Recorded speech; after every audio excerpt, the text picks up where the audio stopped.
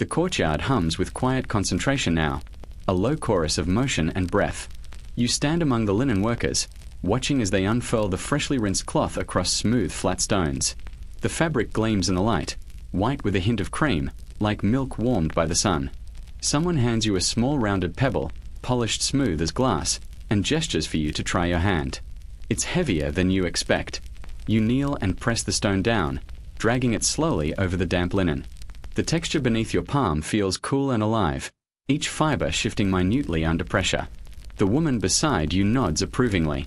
"Smooth like the temple floors," she says, and you feel a brief thrill. Congratulations from someone who's done this her whole life. This is how the Egyptians ironed, without fire, without steel, and certainly without cords or plugs. They relied on friction, pressure, and the searing heat of their environment. The process had a rhythm: rub, shift, sprinkle sand, rub again. The sun did half the work, the hands did the rest. Historians still argue whether they sometimes heated the stones slightly in the sun to improve results. Some say the smoothers of royal households had access to specially carved basalt slabs that could retain warmth. Others believe even gentle heat risked scorching fine fabric, so the best workers used only the sun's ambient warmth. You watch the older woman test a stone surface with the back of her hand, an intuitive check, as practiced as any modern dry cleaner's flourish.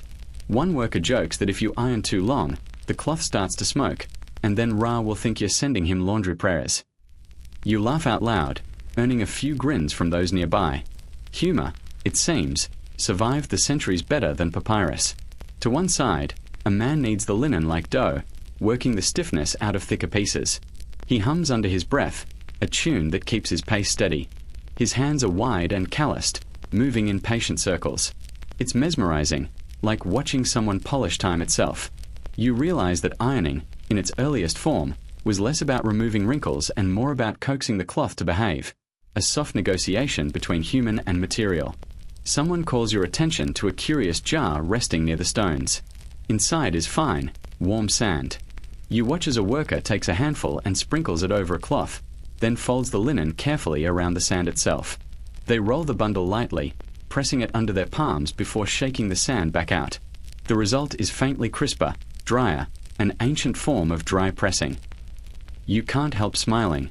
3 millennia later, someone would proudly patent a sand-heated iron, not realizing the Egyptians had already been there, barefoot and humming.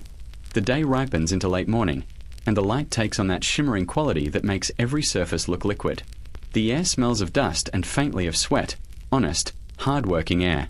The rhythm continues: rub, lift, smooth, fold.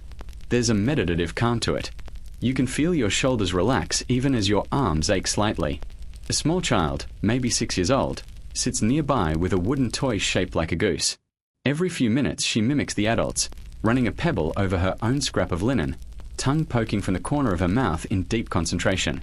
When you smile at her effort, she beams proudly, as though she's just ironed the royal banner itself. Nearby, one of the senior workers mutters a phrase that catches your attention: "The cloth must remember the sun." You ask what she means, and she shrugs, eyes narrowed in concentration. "If you smooth it in shade, it will wrinkle again," she explains.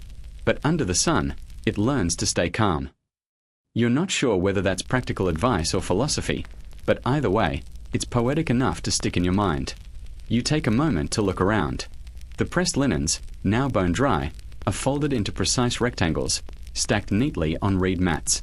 Each one bears faint diagonal creases, an intentional pattern, not a flaw. The Egyptians loved order so much they even made wrinkles symmetrical. There's something strangely comforting about that, as if perfection didn't mean flawlessness but balance. A stray breeze stirs the edges of the cloth stacks, and they flutter softly. The sound is gentle, almost like pages turning. You half expect someone to whisper a bedtime story made entirely of fabric. One man wipes his forehead and chuckles. "Even Pharaoh sweats," he says, "but Pharaoh's linen does not." That's joke number 2 for the day, and it earns a ripple of quiet laughter. You realize that everyone here, even the stern overseer, is a little giddy from the heat. The air itself seems to shimmer with the delirium of hard work and mild absurdity. There's also a faint musical undertone to the scene: the click of stone against stone, the brush of fabric, the distant thump of looms from a nearby weaving house. You close your eyes for a moment, letting the sounds merge into a sleepy rhythm.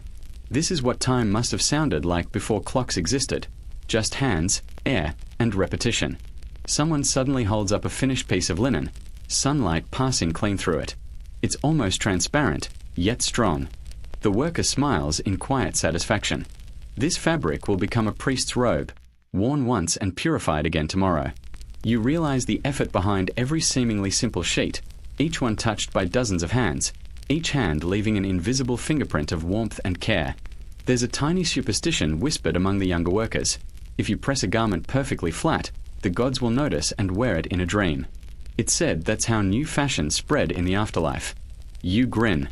It's half joke, half prayer, and you can't help picturing a very fashion-forward Osiris admiring his reflection in a polished bronze mirror. By the time the sun begins to lean westward, your arms feel heavy, but the courtyard gleams with the sight of dozens of immaculate folds. They glimmer faintly, the way moonlight does when caught on moving water. The workers begin to gather their tools, stones placed neatly in baskets, cloth stacked, jars sealed. The air is still hot, but the mood has softened. Someone stretches luxuriously and says, "Now the gods will look their best." You imagine divine beings somewhere in the unseen world, nodding approvingly at the scent of fresh natron. As the crowd disperses, you glance back at the quiet stones, each one holding a ghostly warmth from the day's labor. You feel the oddest sense of respect, not just for the skill, but for the patience it takes to polish fabric with sunlight. The river glints in the distance, promising coolness, and you know you'll head there next. But for now, you let your fingers rest on one last length of linen, smooth, crisp, impossibly clean, and think, not for the first time, that there's something holy about a wrinkle-free fold.